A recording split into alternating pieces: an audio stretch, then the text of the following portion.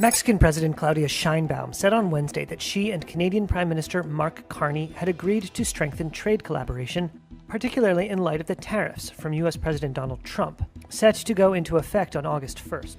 And as countries seek other export markets, that's going to reduce the supply to U.S. markets. It's going to reduce. The United States, Canada, and Mexico were once the tight-knit trio of North American commerce.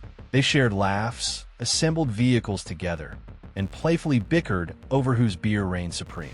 But at some point, one of them began yelling tariffs at every trade gathering. Now, the other two have discreetly linked arms and slipped away, crafting a billion-dollar trade pathway that leaves the noisy one behind. It's like throwing a neighborhood cookout, padlocking the cooler, and wondering why the guests don't stick around. Meanwhile, the guy cruising in the golf cart keeps shouting about victory as inflation spikes, store shelves dwindle, and Detroit misses out on 360,000 electric vehicles annually due to a quiet agreement between Ottawa and Mexico City. This isn't just a loss of trade, it's a loss of faith. If this trend continues, the only thing the U.S. might export is allies. Picking up where we left off, our once patriotic trio is now a duo. The U.S. stands alone, chanting America first into an empty void. Canada's sudden absence isn't just uncomfortable, it's expensive. Canada has quietly stopped purchasing American agricultural products. Picture Ontario's supermarkets turning away from Minnesota corn and Iowa soybeans. By mid-2025, U.S. food exports to Canada dropped by roughly 8.5%, gutting critical markets for American farmers. At the same time, Canadian tourists, who once fueled border towns and Vermont's resorts, are visiting the U.S. 33% less in June 2025 compared to the previous year. In Michigan and Vermont, breweries and inns are tallying layoffs this spring. It's as if a bridge linking two economies has gone quiet, deserted. When silence replaces invitations to trade talks, what does that signal? This chaos didn't just happen. It stems from someone turning every trade discussion into a wrestling match. The White House leader might boast about tariff income, but he's lost the delicate trust that once kept allies crossing that bridge. Instead, Canada simply turned off the tap. In mere months, confidence vanished. Canada pivoted to European and Asian suppliers for agricultural goods. Tourist visits plummeted during what should have been peak season. Local stores swapped U.S.-produced for Ontario-grown goods as shoppers quietly declare, "We're choosing Maple first." Meanwhile, the U.S. economy feels the pinch. That empty ferry route between Toronto and Detroit isn't just charmingly quiet. It's a stark reminder that when a partner stops showing up, you're left talking to yourself. The bridge between neighbor and ally now hums with questions. Is doing business with America still worthwhile? Who will show up next? Canada didn't retaliate with a barrage of tariffs. Instead, under Prime Minister Mark Carney, they launched a $1 billion Canadian initiative to bolster their domestic steel and supply chains. Companies and unions applauded. One Ontario steel plant manager said, "We were barely staying afloat. Now, someone's thrown us a rope." Rather than mimicking the White House's red tie-wearing leader, who turned trade talks into tariff showdowns, Canada stayed composed. They introduced tariff rate quotas, capping steel imports from non-FTA countries at 50% of 2024 levels with a 50% tariff on anything above that. They also prioritized Canadian steel for major infrastructure and automotive projects. Canadian businesses felt the shift even before policies fully took effect. A Toronto automaker noted they were already replacing U.S. parts and contracts with Canadian ones. Workers agreed, "Our jobs feel secure again." For everyday Canadians, this isn't just policy, it's pride in their nation. Some grocery chains launched by Canadian campaigns. A Manitoba farmer told me, "We're not just growing crops, we're sowing independence." Analysts predict long-term gains. PwC Canada projects that by 2026, this focus on self-reliance, new infrastructure, and reduced interprovincial barriers could enhance Canada's trade stability, positioning it as North America's go-to hub for clean steel and auto innovation.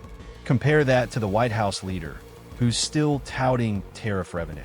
While he's busy counting pennies, Canada is crafting supply chains immune to his latest whims.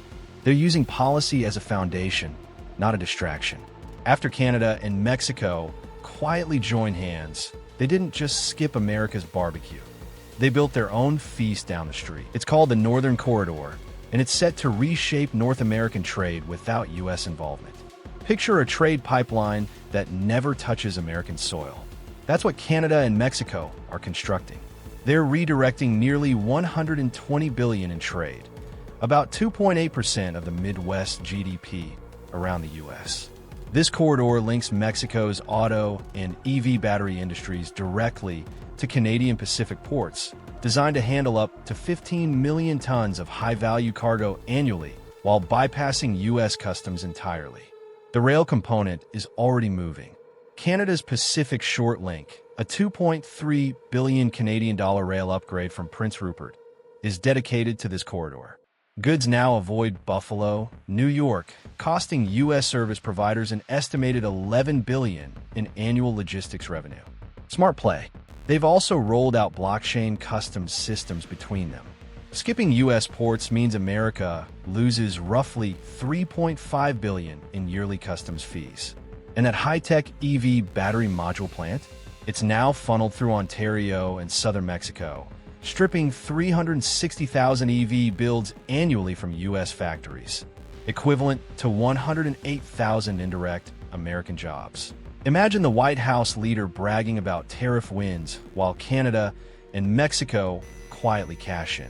They didn't blink, they recalibrated. If a new trade route lets them sidestep America, why return? That's the unspoken message. Long-term, this corridor offers Canada and Mexico more robust supply chains, lower shipping costs, and a greener energy footprint. Cleaner steel from Canada, eco-friendly batteries from Mexico, and new pathways for European carbon trading deals. Brokers say this corridor will lock in efficiency gains, even if U.S. trade policies shift. It's built to endure. Officials suggest it could be fully operational by 2028, with at least $69 billion in diverted trade flows by 2026. Canada and Mexico aren't just dodging tariffs. They're forging a borderless green corridor that secures their future. Meanwhile, the U.S. risks becoming a footnote instead of leading trade. America may end up on the edge of a redrawn map, shifted from the center to the sidelines. If this corridor thrives without Washington, it becomes permanent. That's not diplomacy, it's irrelevance. Now the fallout hits home. Picture rising prices while factories and shelves stay bare. No one expected the White House leader to turn America's production lines into dripping faucets. But here we are. Prices climbed at an annual rate of 2.7% in June, up from 2.4%. In Michigan, Louisville, and Ohio's assembly lines, Ford plants have halted or slowed. Not for summer vacations, but because critical parts disappeared. Louisville and Ohio plants are idle due to shortages of rare earth magnets for EV systems. Meanwhile, GM's Warren Truck Assembly and other key U.S. plants have slashed output or closed temporarily, costing thousands of jobs and disrupting supply chains. The double hit is harsh. Consumers face higher prices, but the real pain is in factories that can't restart without parts. It's like trying to bake a cake without flour. Ingredients are taxed into oblivion, but no one planned for what comes next. People in towns that once rallied for Made in Detroit feel betrayed, not by foreign competitors, but by policies that hike taxes while starving local plants. The promise that tariffs would revive jobs sounds empty when Ford and GM idle lines and delay EV battery production. It's tough for a Midwest retiree to feel proud when groceries, gas, and cooling costs soar, but their town loses contracts, layoffs hit, and the only win is a bigger bill. When the White House leader celebrates tariff revenue, the headline might read $550 billion collected, but the fine print lists lost wages, shuttered shifts, and stalled Detroit assembly lines. It wasn't about supporting workers, it was about flaunting revenue. So, here's the question quietly circulating. If tariffs are supposed to boost manufacturing, why are our factories silent? And why are grocery bills rising at the same time? That's not political chatter. It's the echo in towns left behind.